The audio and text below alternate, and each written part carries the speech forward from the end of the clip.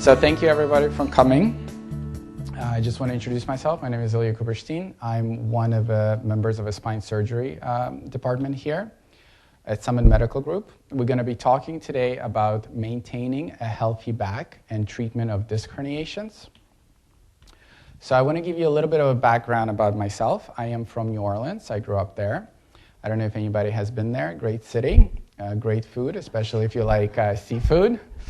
My training, I trained in a city in New York at Hospital for Special Surgery and Cornell. So I don't know if anybody heard of that hospital. And now I'm practicing in New Jersey. So in today's talk, this is going to be our outline. We're going to start with an introduction. We're going to go over some of the terms so we're all comfortable with using vocabulary that refers to the spine. Then we'll talk about prevention techniques to prevent spinal injuries. Then we'll talk about different injuries that can happen to the spine. And then we'll conclude with a summary at the end, and we're going to be open to questions if anybody will have a specific question from the talk. So let's start by looking at the spine. We're going to start looking at it from back to front. And as we notice, the spine should be linear or straight. That's a normal alignment of a spine. And it has different parts. The top one is called cervical, which is our neck. Middle one is called thoracic, which is the middle section, and our ribs attached to that area. And a bottom one is called lumbar, which is our lower back.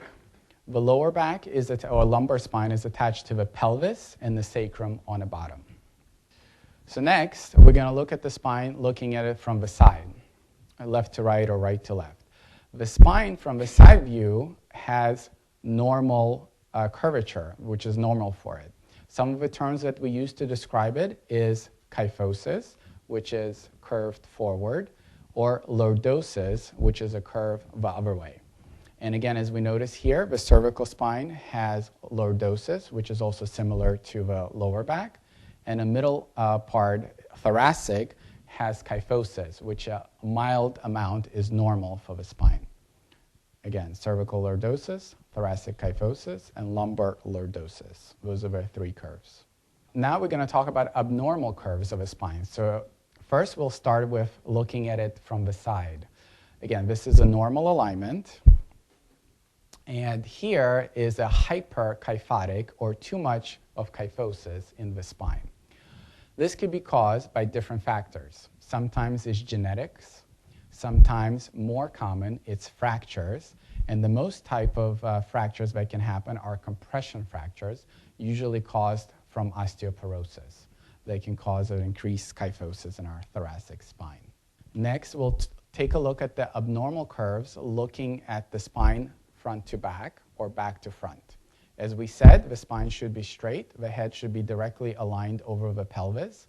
When the spine curves left to right, that word is called scoliosis, or curvature of a spine. Scoliosis can happen in kids or adolescents as they grow.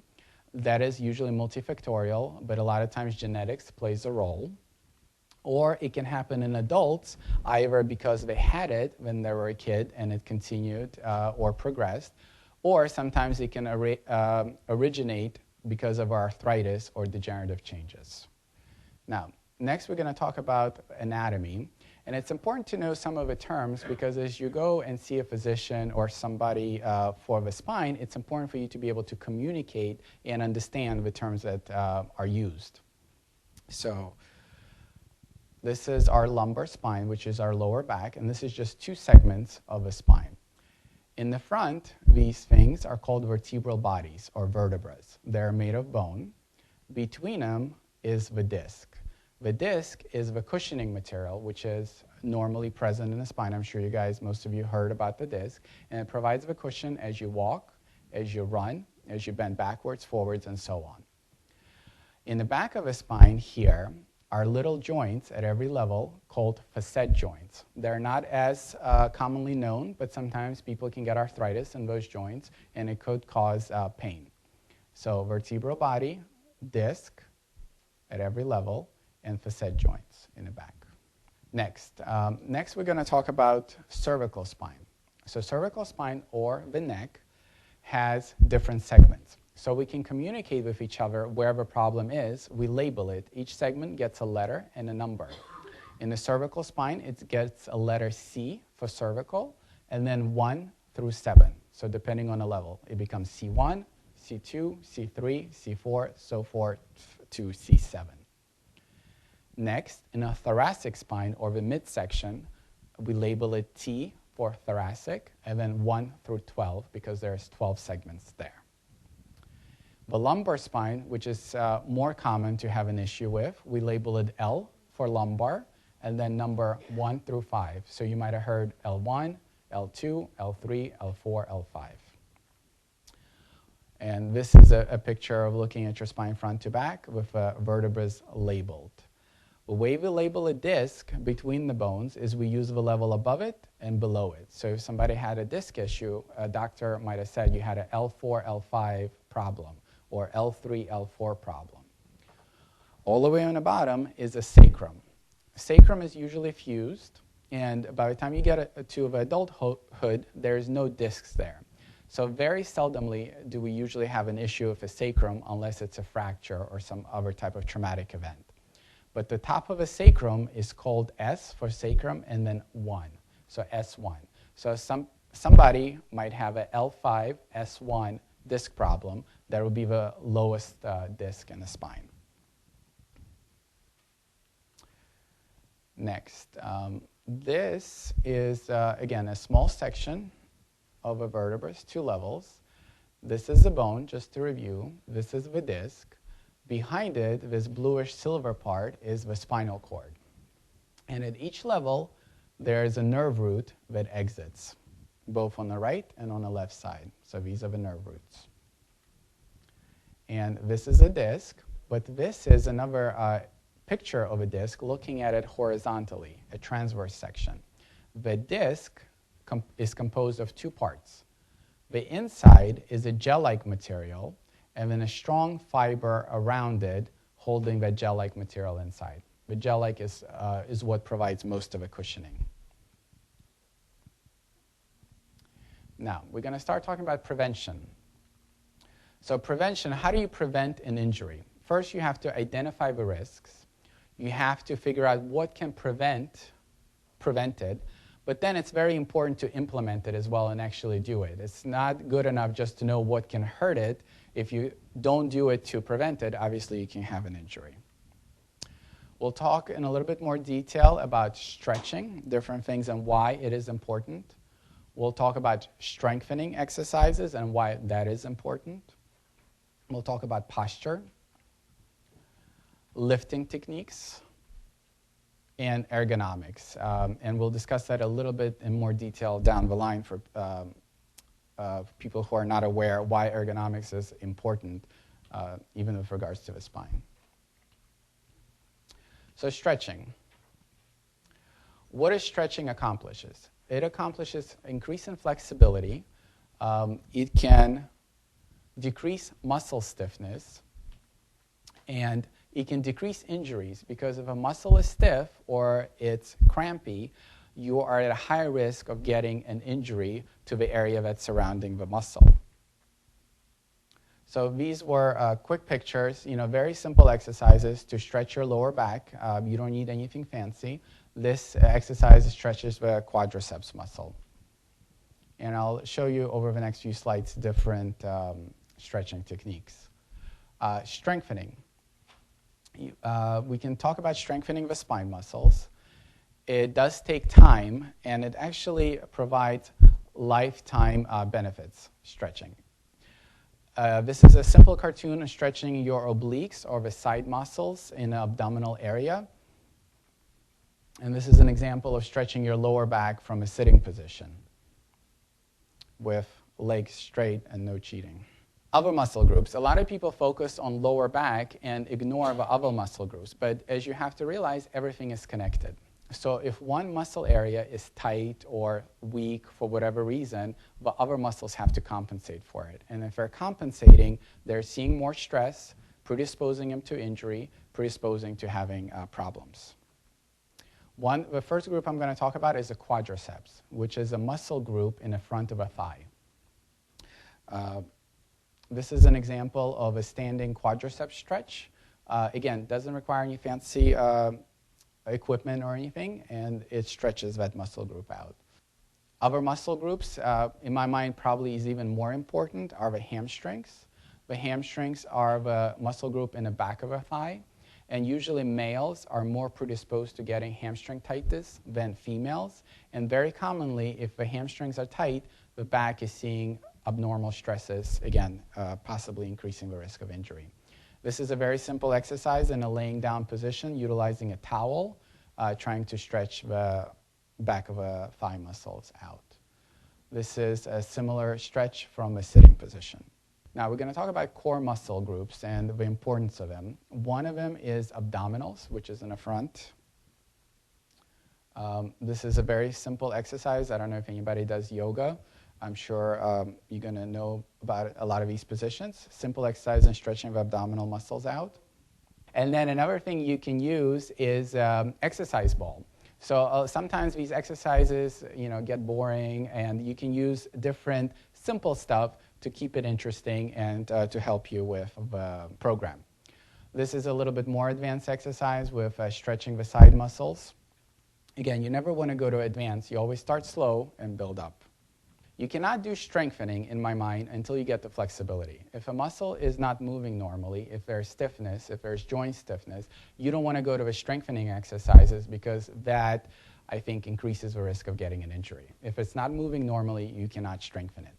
Now, I have this big fancy machine here on the right, but the reality is you don't need anything fancy to do the strengthening exercises as well. You start, and my recommendation, depending obviously which baseline you start with, start very low. It sometimes requires very minimal weight, and sometimes you can even use your own body weight as resistance to work on the strengthening exercises. The reason strong muscles are important, it can stabilize the spine. So the stronger the muscles around the spine, the less stress the spine can see. Again, if they're minimizing a risk of exacerbation or a problem down the line. It does require a lifetime commitment. I have people come to me all the time. They work out for 6 weeks. They get stronger. They feel great. And then they stop. So what happens 2 to 3 months down the line? You will go back to your baseline, most likely. So it's important to have that idea in mind that you have to continue doing it. Again, it doesn't require hours and hours of work. It's short time period, but a realistic approach over a long period of time would be important. Again, start very slow and build gradually. You don't want to do too much because that could be an issue. Now, importance of abdominal muscles. A lot of people, again, ignore them. A lot of people work on their lower back. My theory is it's a ring concept. So it's a whole ring in your lower back. So if one part of a ring is weak, the abdominals, the other part has to compensate for it. So your back muscles are seeing more stress, more pressure, causing them to either cramp up, cause pain, or even potentially cause a spine injury. Strengthening. This is just core body, simple sit-up, strengthens your legs, strengthens the core body. This is a more advanced quadruped exercises, works on not only strengthening but also balance techniques, and in a laying down position with abdominal strengthening. Again, a few more pictures on abdominal exercise, a little bit more advanced techniques, which you don't want to start off with. Again, utilizing an exercise ball to help it be more interesting and give you some variation in the exercise technique. Other muscle groups, the hamstrings and the quadriceps. This is a simple exercise, laying down position. This is a TheraBand, which is very easily obtained either at physical therapist or at a medical supply store. Provides mild resistance, again, strengthening with a hamstring curl. The quadriceps, this is in a sitting position. Again, in the beginning, if the quadriceps is not stronger, you can do these exercises without any resistance at all to develop some of its strength, and then increase the weights or resistance as tolerated. So my recommendations with all these exercises, in the beginning, a lot of people say, okay, I'm going to go exercise, I'm going to go lift 100 pounds. My feeling is, again, doing it incorrectly is sometimes worse than not doing it at all.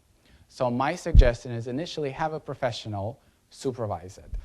I recommend physical therapists. Some people use personal trainer. It's up to you. But what is the purpose of a professional? They can teach you how to do the exercises, which some people say, oh, I can look at it online. I have a sheet of paper that's printed out. But another important thing is they can ensure that you're doing them correctly. Again, if you're not doing them correctly, just because you're doing them, you can hurt yourself. And it will minimize injury. Again, it doesn't mean you have to go there for 2 months. If you're disciplined and dedicated, you can go to 1 or 2 sessions, learn them, and then do them on your own. Like we talked about, develop a home exercise program. It has to be realistic. It doesn't have to be hours and hours each day.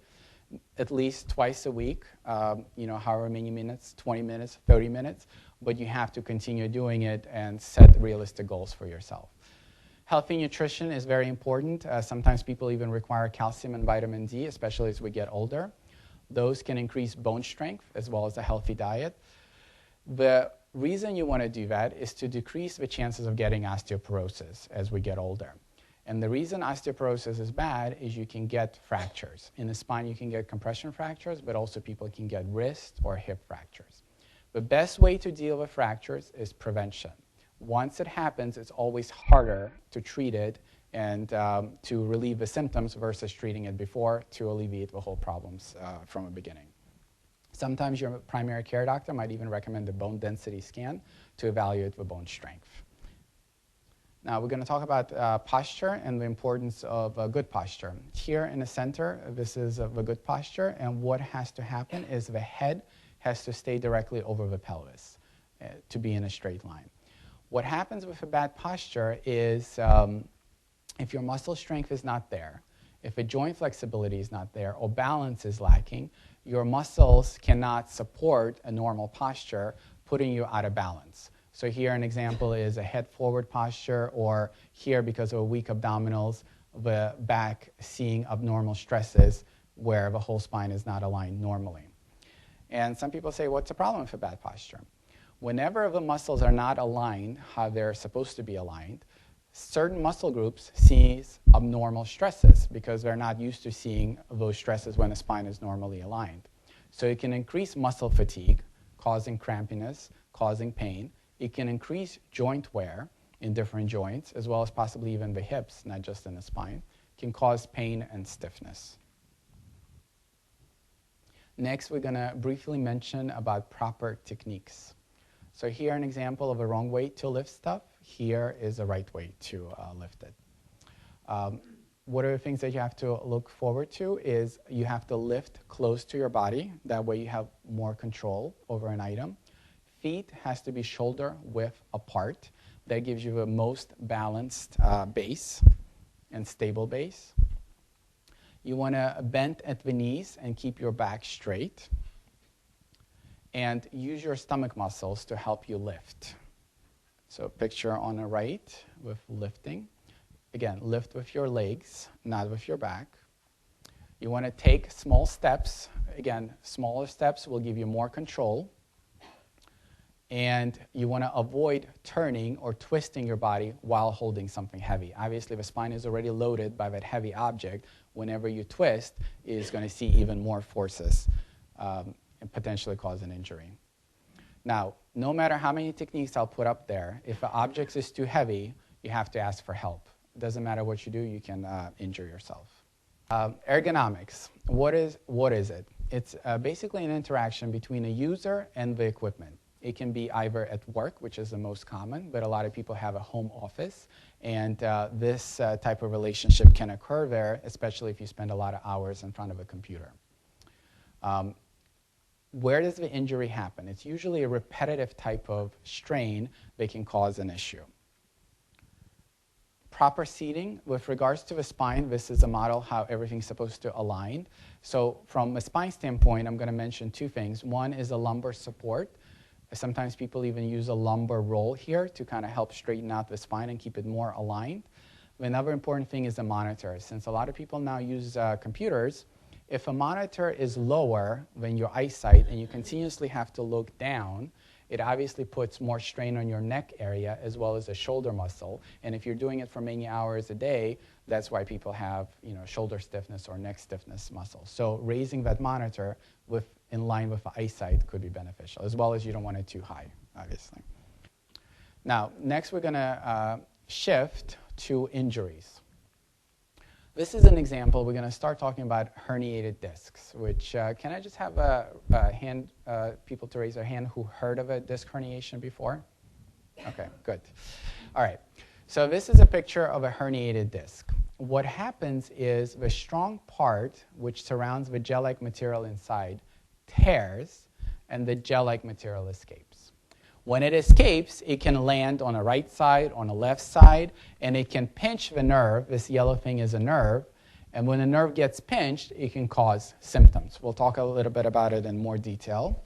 But a disc herniation is here where a nerve gets pinched. Some of the common words that you might have heard of are sciatica or a pinched nerve. But this is an example here, again, the herniated part, pinching the nerve. What causes a disc herniation? Sometimes trauma, car accidents, falls, lifting something heavy can cause it. Sometimes aging, normal wear and tear happens and the strong fibers are not as strong as we get older, and it can happen because of that. A lot of times it's genetics. Sometimes I see younger people who have a disc herniation and it happens because they're genetically predisposed. But usually it's multifactorial, meaning multiple factors affect it. It's probably genetically predisposed, and then something happens, either lifestyle or lifting something heavy, that pushes it over the edge, causing a disc herniation. This is a cross-section, and this is the disc, gel, strong part around it. This is the spinal cord, and these yellow things are the nerve roots. This is an example of a herniated disc. Again, it herniates out and pinches the nerve as it exits. A lot of people compare it to a jelly donut. Have a jelly, I'm sure you heard that analysis as well. It has jelly inside, dough around it, and if you press on it, the gel comes out. Now, in the cervical spine or our neck, what problems could it cause? It can cause neck pain. It can cause shoulder pain. It can cause arm pain going down the arm all the way into the hand or even fingers. Since the nerves travel all the way down, it can cause a referred pain shooting down the arm. In our lower back or our lumbar spine, it can cause lower back pain. It can cause buttock pain. Sometimes it will travel down the thigh or even into the leg. Most common levels are L4, L5, and L5S1 in the lower spine. Probably the reason for it is because they're all the way on the bottom and they're seeing all the stresses that the spine loads on them. Symptoms, what can it cause? It can cause pain, it can cause sensation problems, or it can cause strength problems. And we'll talk a little bit in detail on the next slides. So symptoms, pain. Pain could be different. It could be shooting type of pain. It could be dull or achy pain. Classically, a nerve pain is a shooting pain down the extremity, either down the arm or down the leg, depending on where the disc is herniated. Again, this is a picture describing the common pattern. Sensation, it can cause numbness. Some people describe the feeling as pins and needles or tingling type of sensation, or it can even cause burning type of sensation. Basically, the nerve is not receiving normal signals from stimuli, so the perception is different. Symptoms. The other problem that it can cause is weakness or lack of strength. So it can cause weakness in that certain muscle group. It can even cause a foot drop, meaning that when you walk, you feel like your foot is dropping and you have to drag it. Obviously, that's more of a severe case. It can cause a problem where a person doesn't necessarily pick up weakness, but then they try to stand on their tiptoes or on their heels, they're unable to stand. And when it's bad, it can cause an unstable gait, meaning when you walk, you feel unstable. So with an unstable gait, sometimes if it's bad enough, a person might require even a cane or an assistive device. Now, when it really gets bad, and this is rare, but it could cause bowel or bladder problems. When a lot of the nerves get pinched, especially in lower back, lumbar spine, or sometimes even in a cervical spine, it can cause incontinence or inability to void, meaning that you try to go to the bathroom, but you cannot. And that is an emergency from a spine standpoint. Again, rare.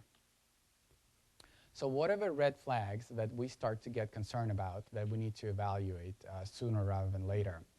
If a pain is increasing, our body is designed to heal itself. So over time, usually the pain improves. But if a pain is not getting better over a few weeks or is getting worse, obviously that's one of the warning signs. Weakness is always concerning to me. It implies more of a nerve issue or possibly nerve damage that could be occurring. Bowel or bladder problems is definitely an emergency, and sometimes even require a person going to emergency room to get that evaluated. Problems walking. Another issue is affecting activities of daily living. When you cannot do activities that you do day in and day out, obviously that's a problem. We have to assess what's going on. And pain lasting longer than a few weeks.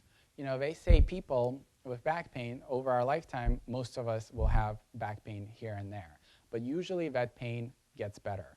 When the pain lasts more than a few weeks, that has to be looked at to make sure there's nothing else needs to be done or modalities that could be done to improve that pain. Again, those are the red flags. Diagnosis. What do we do to diagnose a disc herniation? We start with a history, a good history. We find out when it started, duration of symptoms. Is it a day or has it been going on for 6 months? Location of symptoms is very important. A lot of times I can tell, is it probably a disc herniation or is it not disc herniation based on just history and physical examination. As well as quality of pain is important. Like I said, is it dull pain? Is it sharp pain? How does a person perceive that pain? And quantity is very important. We usually try to label it from 1 to 10. 10 being a worse pain, 0 being no pain. If somebody comes to me and say, the pain is 1 out of 10, it gives me one picture versus somebody says pain is 10 out of 10. Then we do our physical examination. I check the strength, we check the reflexes, and we do special tests to see if we can determine if any nerves are being pinched. Then we go to diagnostic imaging. Diagnostic imaging is usually an MRI. It can be done open or closed. My preference is to do a closed MRI, and I'll tell you why. Closed MRI has a better resolution usually, and if we're talking about more advanced treatment options, I need to know exactly how big the herniation is, exactly where it is, so I need to know as much information as possible. And sometimes an open MRI does not give it to me. And sometimes we even have to repeat an MRI to get better information. X-rays could be done as well. Sometimes it shows some information that an MRI will not, but for the disc herniation, MRI is usually the best. CT or CAT scans could be done, but those are done more to evaluate the bone and don't show the disc herniations of the nerves as well. And some people are unable to get an MRI for whatever reason, and sometimes they require a test called the CT myelogram. That's an invasive test, and we try to not get that because it's not as comfortable, and prefer to do an MRI if possible because MRI is non-invasive. But some people are unable to get an MRI. Next, we're going to talk about treatment options for a disc herniation. So initially, unless there is a red flag, we try to treat them conservatively. We treat it with medication, physical therapy, and sometimes we try acupuncture and chiropractic medicine. People ask me all the time what I think about acupuncture or chiropractic since it's considered alternative medicine. And my feeling is, as long as it's done safely, it usually does not hurt. The question is, as long as it helps, I don't have a problem with a person trying it. Because the bottom line is if it can alleviate your symptoms, it doesn't matter how you got to that point. As long as there's no symptoms, I don't have a problem with it. Now, it doesn't help everybody, but a lot of things we do doesn't necessarily get rid of a pain 100%. So my personal feeling is I don't have any problems if somebody wants to try acupuncture or chiropractic care. And another important factor is time. Like I said, our body over a few weeks, sometimes up to 2 months, will improve the pain symptoms, especially if it's an acute exacerbation, meaning that you never had any problems, all of a sudden something happened, it's hurting you. A lot of times it will subside down. Now medication, let's start about over-the-counter medication. My first preference is non-steroidal anti-inflammatories, or we call them NSAIDs for short. Some of them over-the-counter that you might have heard of are Aleve, Motrin, ibuprofen, Advil. They're basically all in the same family, and they have the same mechanisms. They are designed to not only help with the pain, but also to bring the inflammation down. So as this nerve root gets pinched because of a disc herniation, it becomes inflamed. So these medications try to bring the inflammation in the nerve, as well as if there's muscle spasms on top of it, it tries to bring the inflammation down. If over-the-counter medications are not sufficient enough, sometimes we have to go to prescription grade. Prescription grade, again, my first line of defense is anti-inflammatories. I think those are the best.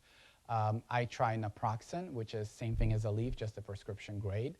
But you can try Mobic, ibuprofen prescription grade. There are same mechanisms as the other ones. Sometimes we try a steroid taper.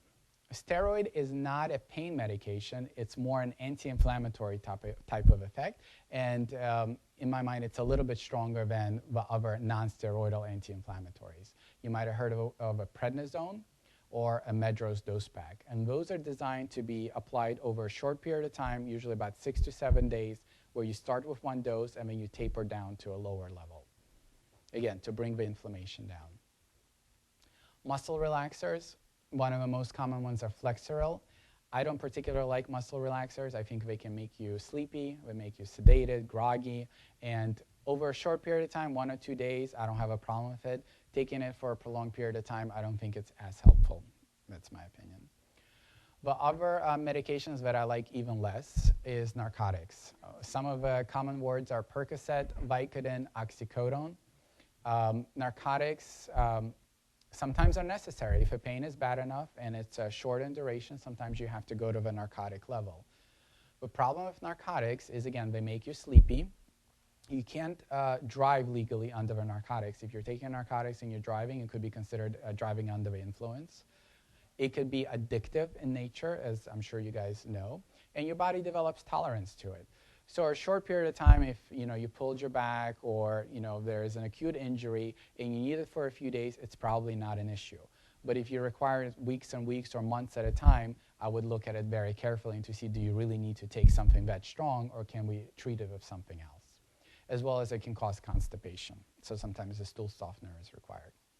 Other medications that could be used, they're not really anti-inflammatories and they're not really narcotics. They're somewhere in between.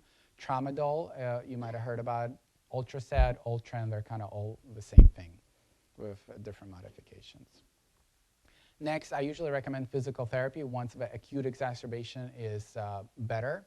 And physical therapy can work with you on stretching the muscle out, work on your flexibility, strengthening exercises. They'll work with you on postural training and try to build up the core body strength. Another great thing for the spine is aquatic therapy. So whenever you have spine pain, you want to try to eliminate or minimize high-impact activity. So running, is not good. Jumping is not good. Any heavy lifting is not good while the exacerbation is happening. Aquatic therapy is great because you keep exercising, so you don't want to lay in bed either because your body deconditions. So you're exercising, but there's very low stress on the spine or low impact.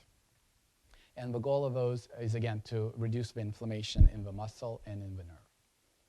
Modalities. Different things can be used to help with the pain, such as icing, heating, ultrasound, manual techniques, or massage. These can be done either at a chiropractor's office. Sometimes they're done at a physical therapy location. My feeling with all these modalities, they usually help, but they help for a short period of time. So it'll make you feel better for that day or maybe the following day, but unless you invest in strengthening and a long-term type of regime, usually the symptoms come back. But again, no problems with these as long as you kind of realize what they're doing. Next, most people will get better with medication and physical therapy. Sometimes, some people do not. The next option to consider is injections. There's different types of injections. You can treat the muscle, the nerve, or the joint, and I'll talk about it in a little bit of a detail. Usually injection has two types of medication. One is a numbing medication to help with the pain, and two is a steroid to bring the inflammation down. So same concept, but instead of taking it by mouth where it goes to your whole body. It's injected right in the area where we think the nerve or whatever is inflamed to bring that inflammation down locally. First type of injections, the simplest one, is a trigger point injection. And that's usually done if there is a trigger point in the muscle.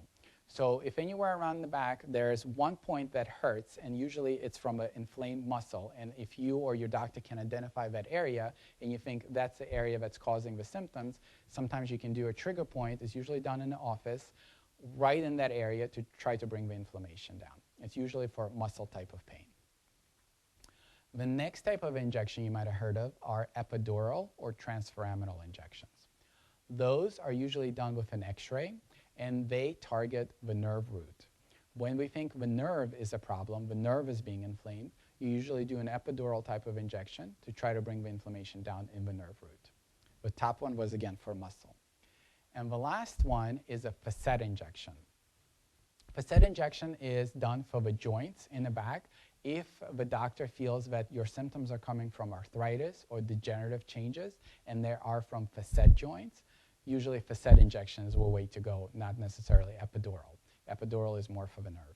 Next, we'll talk about a procedure. This is, again, I'm going to pick up my pointer. This is a picture of a disc herniation here with a gel-like material escaping, going up and pinching the nerve root. A microdiscectomy is where we go in and we take the part that's herniated out, just this part, leaving the actual disc in place. We usually utilize different instrumentation, loops, sometimes a microscope, to make a procedure as safe as possible, as well as different instrumentation to make it as minimally invasive as possible. But again, number one goal is to do it safely. Two is the incision size or invasiveness.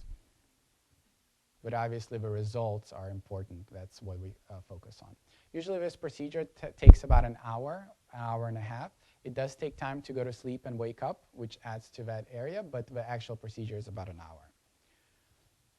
Hospital stay is usually less than 23 hours, depending on what your functionality was before the surgery, but most people are able to leave the hospital within 23 hours. You can start activities slowly, usually in the first couple of weeks. And if everything lines up, meaning if there is a big disc herniation, if a nerve gets pinched, if your symptoms correlate to the MRI, then usually the prognosis is fairly good after we take it out. So everything has to align. If everything aligns, then usually surgery or this procedure people do fairly well from. Now we're going to talk about other conditions briefly. Scoliosis that we discussed, it can happen in kids or adults. Again, it's a abnormal curvature of the spine. The other big word that somebody asked is stenosis. What is stenosis and how does it look like? So this is our spine. This is a bone in the front. The discs are here. This is a spinal canal where either the spinal cord or the nerves live. This is normal. Whenever something takes up space, it could be a disc herniation, it could be arthritis, it could be a bone spur, and decreases the space for the nerve roots, it causes stenosis. So all stenosis means is a fancy word for less space than normal. Whenever it's less than normal, that's called stenosis. Other things that can happen to our spine, we mentioned it earlier, are fractures. The most common are compression fractures, especially as we get older. This is a normal square of the spine, of a vertebra. And what happens when a bone gets weak, sometimes with very minimal trauma, the bone can fracture, causing compression. And depending on how weak the bone is, that fracture can continue to progress. Other conditions, very common, degenerative disc disease, or another word for it is arthritis. Now, degenerative disc disease, a lot of us as we get older get wear and tear. We can take a person off the street who doesn't have any back pain, probably never will have any back pain, get an MRI, and they'll have a little wear and tear here and there. It's never going to look normal, especially as we get older. But sometimes it does become symptomatic. So this is a picture of osteoarthritic spine. This is a picture of a normal spine. What happens? The cushioning material, just like there's cushioning in the knees or the hips, the cushioning here decreases. You know, the disc is not as tall. There's much less space there, and sometimes bone rubs against the bone. It sometimes creates bone spurs, which are here, and can sometimes pinch a nerve from that. The other more rare condition is instability, or a fancy word for it is spondylolisthesis. So what that means is this is a picture of a spine where each vertebra should be aligned right on top of the other. Whenever there is a slip forward or backwards, here, you see how this vertebra is sitting in front of this one, or it could be behind it, that's called instability or a slip. That can cause back pain. It can cause pinched nerve because that bone is moving abnormally, so it can pinch the nerve when that happens, causing problems. So degenerative disc disease or arthritis, it can cause pain in the cervical area or neck. It can cause lower back pain. Usually, unless the nerve is pinched, it will not cause shooting pain down the arm or leg. It will be just in the area of the neck or the lower back area. If it does pinch the nerve, then it can cause pain in the extremities, either arms or legs. And sometimes with arthritis, some people develop chronic pain. Chronic pain is very frustrating because there's a lot of factors that go into it. People start worrying about employment, if they'll be able to work or function normally. There's medication issues that come into play, family and relationship, financial worries, multiple doctor's visits that happen, and it becomes a cycle. You know, it produces anxiety because the pain is not getting better. It can cause sleeping problems. Coping could be an issue, and then it increases the pain because of anxiety contributes to it. So it becomes a cycle that is hard to break. The way to deal with chronic pain is you need to have a good multifactorial team, so multi-subspecialty team. Pain management doctor, sometimes a surgeon could be involved, sometimes a medicine doctor, multiple areas it has to be addressed from to help break the cycle. So in conclusion, I want you guys to continue to stay active. Obviously, warming up before the exercises decreases the injury risk. Have a strengthening routine that you can do on your own. Maintain a good posture. Develop an ergonomic workspace. See a professional if you have an injury which is not getting better. Pain, there is around the neck or the lower back area from a spine standpoint, especially if you have shooting pain into the arms or legs. I think that has to be evaluated. Weakness is even more of a concerning sign. You usually don't like to wait too long on a weakness. You have to try to address it sooner rather than later. Numbness or tingling is another concerning factor. Sometimes our arms or the feet fall asleep and you can have tingling sensation. That is normal if it goes away in a short period of time. If it persists, then it's a worrisome sign. So out of the three things, the most concerning is bowel and bladder, obviously. Second is the weakness, in my mind. Third is pain, and the numbness out of those spectrum is the least concerning. Obviously, everything is important, but on that list, weakness I would be the most concerned about. Okay, and then I want to thank you guys for coming. Hopefully you got something out of the talk.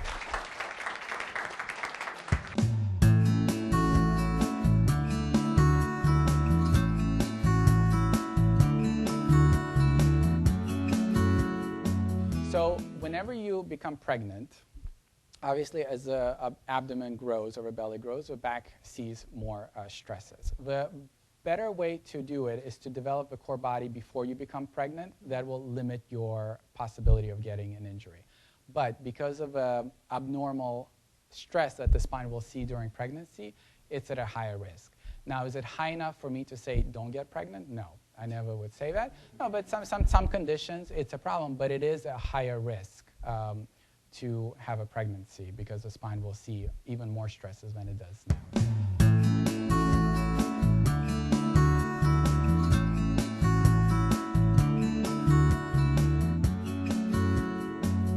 For the disc herniation, it works well depending on how many levels are involved. What are the symptoms? Everything kind of has to correlate. It's hard for me to say without looking at the MRI and the images and the symptoms. Because again, some people will have a disc herniation, but the symptoms will not correlate to that level. So in my mind, for me to recommend surgery or a procedure going after that disc is not beneficial. Because just because you have it on an MRI, but if the symptoms don't align, most likely surgery is not going to be helpful. And I think that's where people get into trouble, is where we have a surgery, but it doesn't all click together, the likelihood of improving is much lower. So surgery is an answer, but not in all cases. You know, sometimes it helps, and that's why a good spinal surgeon will tell you if you can benefit from surgery or if you need other modalities.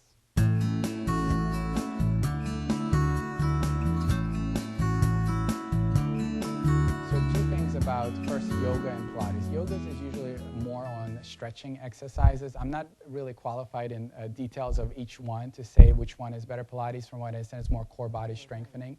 So they're good in their way. In terms of a foot strength, probably physical therapy would probably be the best way to go, meaning that they can focus specifically on that muscle group to try to stimulate the muscle to improve as much as it can. Now, that being said, from a disc herniation, assuming a foot drop is from a disc herniation, the nerve is not sending the signal to the muscle. So it doesn't matter how strong, it depends how much of a nerve is damaged. Doesn't matter how strong you teach the muscle if there's no signal that goes to it.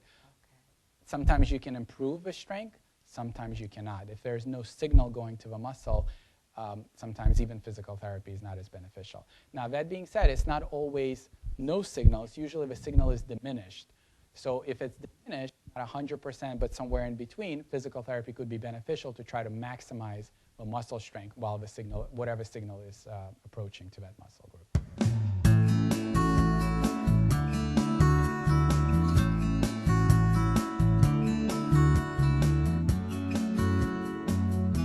Weightlifting, that's never good for the spine. I usually try to strengthening is good, but it shouldn't be synonymous with weightlifting. You actually try to minimize as much weight as you can. As your body gets stronger, under supervision, you can potentially go up on the weights, but I definitely would not go to heavy weights right off the bat. And if you can eliminate weights, it's even better, because you can keep your body strong utilizing your own resistance or very minimal weights and work more on toning, and that's probably less stress on the spine. So I would probably not recommend heavy lifting unless, you know, somebody who is young, healthy, and they need to go to a higher level, they can do that after building up the basics.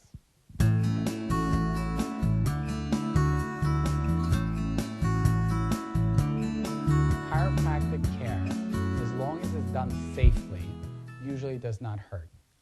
My preference is against high velocity manipulations where they try to move things very quickly. I think, in my mind, I would try to avoid them, especially if there's an acute exacerbation, pain.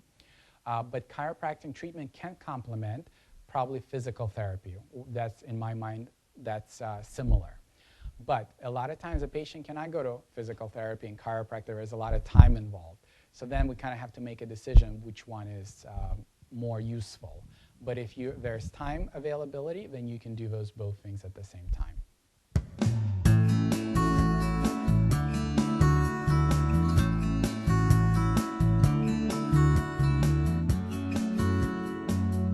The bulge just means the herniation is a big part that comes out.